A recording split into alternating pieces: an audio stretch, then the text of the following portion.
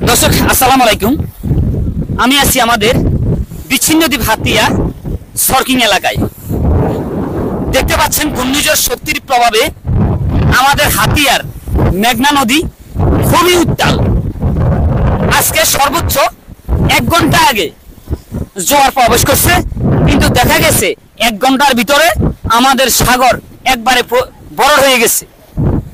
আজকে জানি না আমাদের হাতিয়ার পরিস্থিতি কি হয়। খুবই ভয়াবহ অবস্থায় আমাদের বিচ্ছিন্নদ্বীপ হাতিয়া। দর্শক আমি আপনাদেরকে দেখানোর চেষ্টা করব আমাদের হাতিয়ার যে সরকিং এলাকার এই পাশে আছে এই পশ্চিম বেড়ি, যেমন এই বেড়িটি একটু দেখাও, এদিকে আছে পশ্চিম বেড়ি। আজকে যে পশ্চিমালি বাতাসের কারণে আজকে ভেঙে যেতে পারে আমাদের এই বেড়িবাঁধ। যদি আমাদের এই সর্বগুলার বেড়িবাঁধটি ভেঙে যায় তাহলে আমাদের এখানকার হাজার হাজার মানুষের কষ্ট লাঞ্ছনা তাদের শেষ হবে না। দর্শক আপনাদেরকে যদি একটু দেখাই নদীতে লারগুলা, এই যে দেখতে পাচ্ছেন অগণিত লার, যে আজকে পশ্চিমালি বাতাসের কারণে অগণিত লার আজকে নদীতে। সাগর খুবই উত্তাল। দর্শক আমি আপনাদেরকে যে জোয়ারের পানি কতটুক হয় উপরে উঠা পর্যন্ত আমি আপনাদেরকে দেখাবো, এবং আমাদের বেড়িবাঁধের পাশে পানি কতটুক হয় তাও আমি আপনাদেরকে দেখানোর চেষ্টা করব। দর্শক আমাদের সাথে থাকুন এবং হাতিয়ার দৃশ্যগুলা দেখবেন। দর্শক যে যেখান থেকে আমার ভিডিওটা দেখছেন দয়া করে শেয়ার করে দিবেন। আপনার শেয়ারের মাধ্যমে আমাদের এই হাতিয়ার সরকিনের যেন ভিডিওগুলা সবাই দেখতে পায়, এবং আমাদের এই সরকিনে ভালো মানের কোনো মিডিয়া আসছে না, ভালো মানের কোনো সাংবাদিক আসছে না।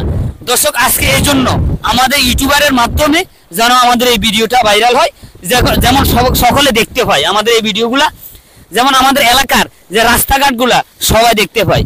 আমাদের এই বিচ্ছিন্নদ্বীপ এলাকাতে বন্যা কবলিত এলাকা, এখানকার মানুষগুলা সবাই অসহায়। যদি এই বেড়িবাঁধ যদি কোনো প্রকারে ছিঁড়ে তাহলে আমাদের এখানকার মানুষগুলা কোথায় গিয়ে রক্ষা পাবে? আমাদের এখানে ভালো একটা আশ্রয় কেন্দ্র নাই। আমাদের এই সর্বগুলাতে আছে একটি প্রাইমারি স্কুল, ওই স্কুলটা খুবই ঝুঁকিপূর্ণ, ওই স্কুলটা ভাঙ্গা অবস্থায় আছে। তো দর্শক আমার ভিডিওটা শেয়ার করবেন এবং আজকে আমাদের সাথে থাকবেন।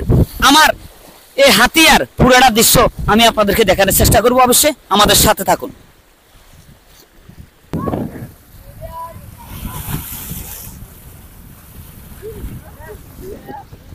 দর্শক দেখেন সাগর খুবই উত্তাল, প্রচন্ড ঢেউ।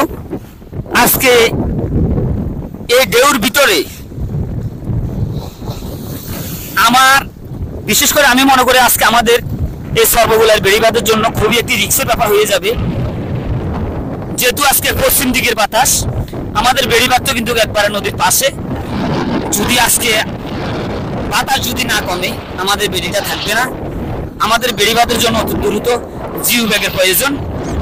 যদি জিও ব্যাগ না দেওয়া হয় আমাদের বেড়িবাঁধটা থাকবে না। এই অঞ্চলটা খুবই ঝুঁকিপূর্ণ।